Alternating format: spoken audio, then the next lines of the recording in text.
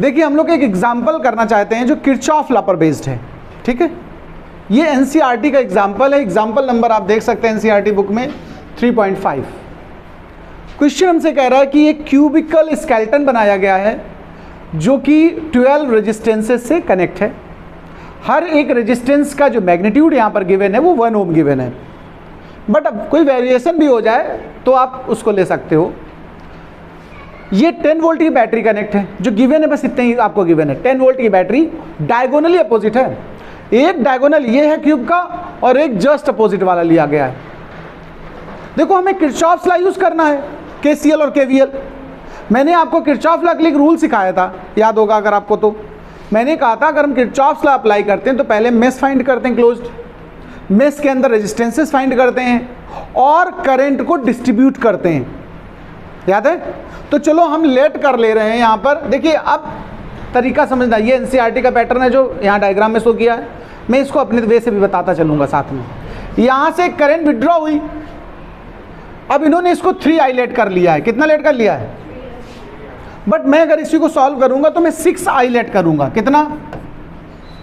क्यों लेट करूंगा उसका रीजन समझिएगा। ये जब 3i इस जगह पहुंचा पॉइंट ए पर, तो i और i डिस्ट्रीब्यूट हुआ, चूंकि सिमिलर रेजिस्टेंस है तो सिमिलर करंट डिस्ट्रीब्यूट होगी, ओके। अगर लेकिन मैं 6i लेता तो यहाँ कितनी पहुंचती?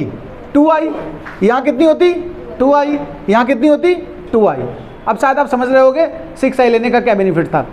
अब जब ये i है तो इसके दो पार्ट हो गए, i/2 बट हम यहाँ पर 2i लाए होते तो i और i होता कि नहीं होता?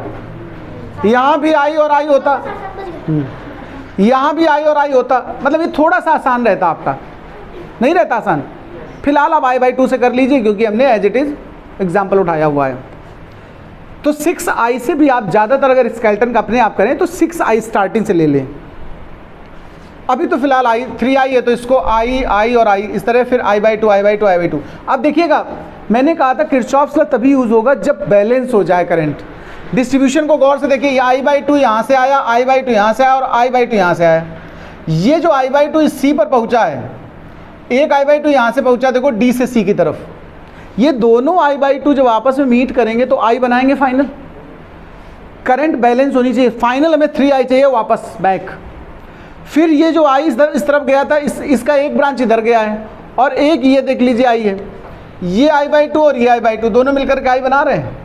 इस तरफ से i/2 आया है देखो, और एक ये i/2 आया, ये तीनों i बन गए आकर के फाइनल। देखो आप ध्यान से, नहीं समझ में आ रहा क्या मैटर? करंट डिस्ट्रीब्यूशन समझना जरूरी है। फिर समझ लेना इस बात को, यहाँ से 3i पहुँचाया मैंने, इसका एक पर चलो एक डिवाइड कर लेते, ज़्यादा अच्छा लगेगा।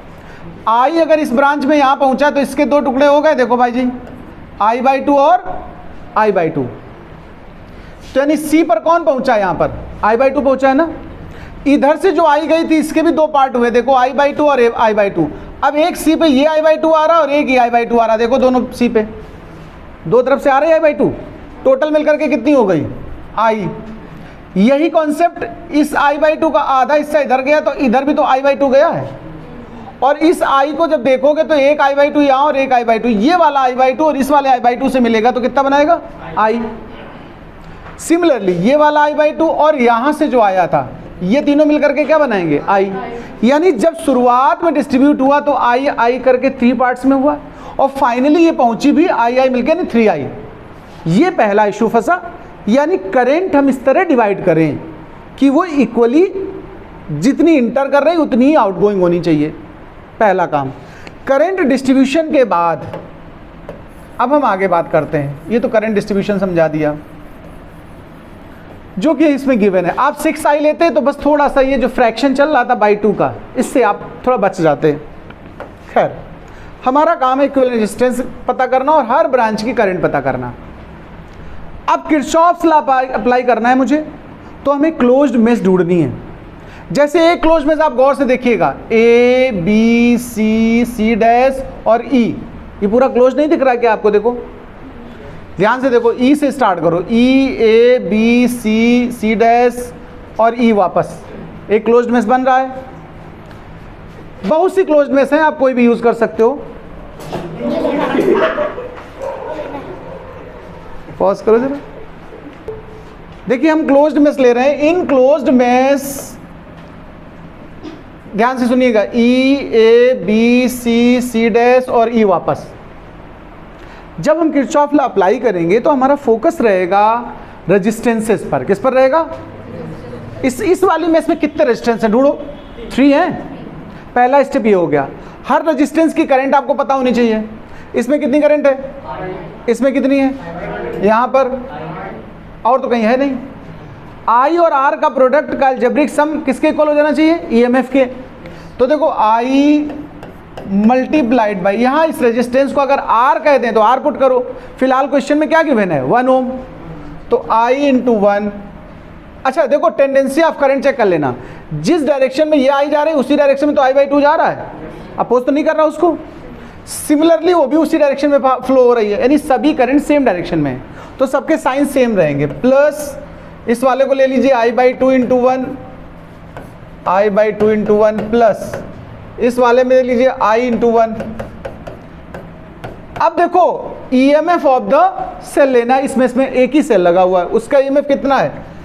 10। देखो जरा गौर से देखो, तो ये क्या बना? I plus I by 2 plus I is equal to 10 ohm. इनको सम कर सकते हो क्या आप? क्या सम होने वाला है बताओ जरा इनका टोटल? 5i by 2। तो फिर i इज इक्वल टू कितना बनने वाला है? 20/5, यानी कि 4 एम्पियर। कितना बनने वाला है? 4 एम्पियर।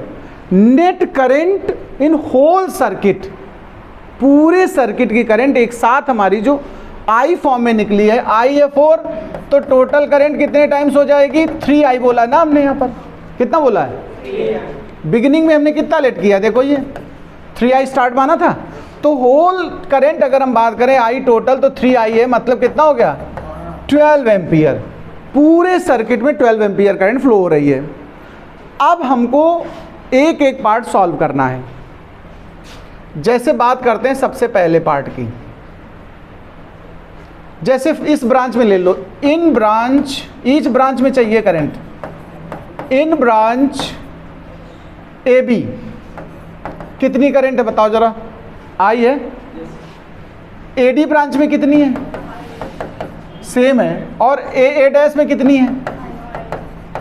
सब में सेम करंट आई है, और आई की वैल्यू कितनी है? 4 एम्पियर। इसके बाद दूसरी ब्रांचेज उठाओ जो इसके बाद सेकेंडरी ब्रांच है। देखो बी सी, जो बी सी में है वही बी बी डैश में है, वही हमारा किस में आएगा? देखो ए बी सी में जितनी थी उतनी हमारी बी बी डैश में, और डी सी डैश में भी सेम है। देखो डी सी डैश और डी डी डैश, ये टोटल 6 ब्रांचें होंगी, ध्यान से देख लेना। ए डैश डी डैश और A dash B dash, total count करो कितनी बनी? 6 बन गई।